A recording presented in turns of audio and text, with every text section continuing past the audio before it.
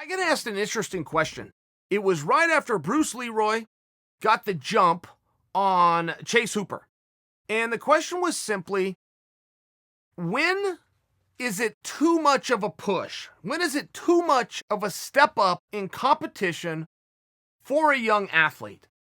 And I have heard many people reflect on that many times. Alex versus Hooper made sense when it was made. It made sense watching the competition, and it makes sense in hindsight.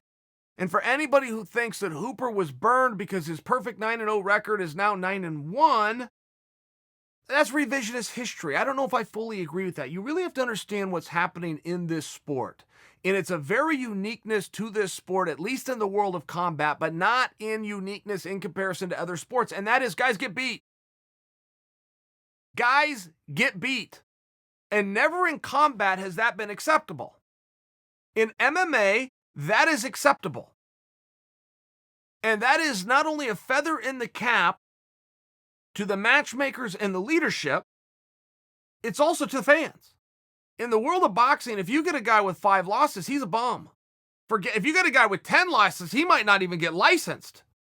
He will definitely not be able to make a living doing it. Forget a main event or a world championship fight. Just simply when it happened, he would be a bum by their terms.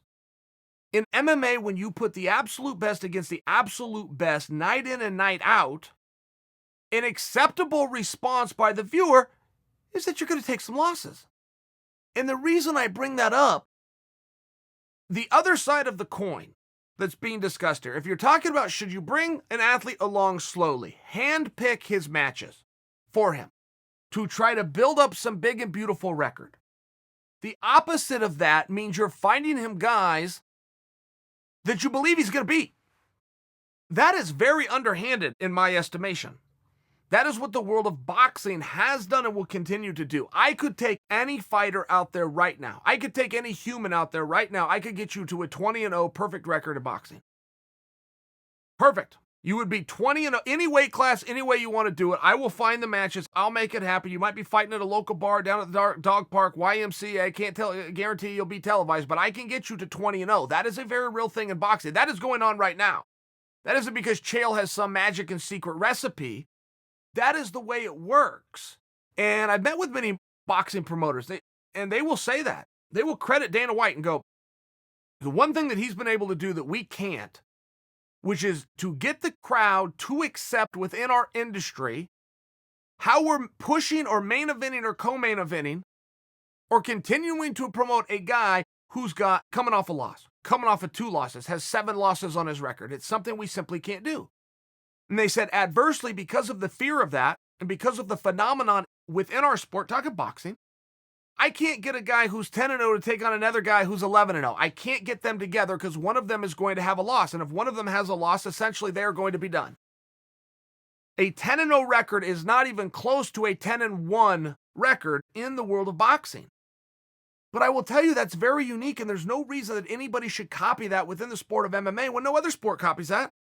You have any idea? Have you ever thought about how many games a year LeBron James loses? You ever thought about how many times Tiger Woods gets beat in a year? But that's what happens when you take on the best competition day in and day out. You know your schedule ahead of time. You know when that championship is. Now you go through the peaking phase. Both physically and mentally, you prepare for it.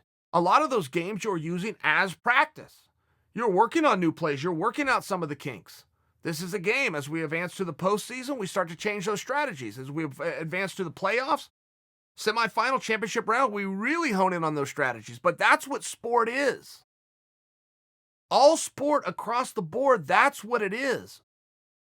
I don't know that you would ever want to look at an athlete and say, he shouldn't have taken this fight, that wasn't a good fight for him. I just don't like that theme. You take on anybody or you're a bully. There is no way around it.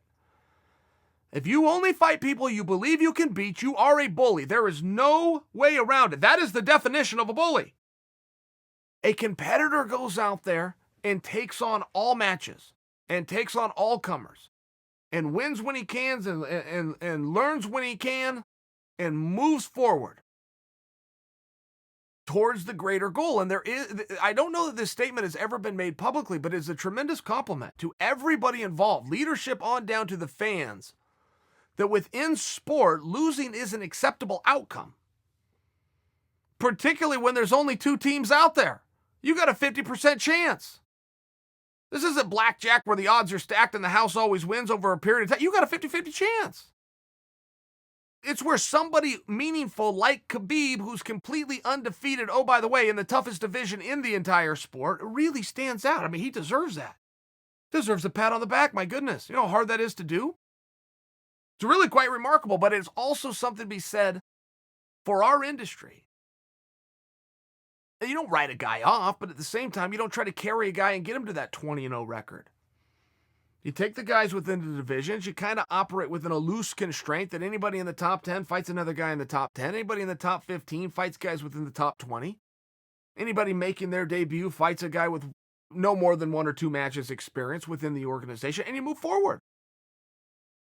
And then they got to figure it out from there within the unified rules. That seems simple, that seems fair, but it also preserves the integrity of the sport. And if you don't adhere to the rules I just laid out, you are a bully.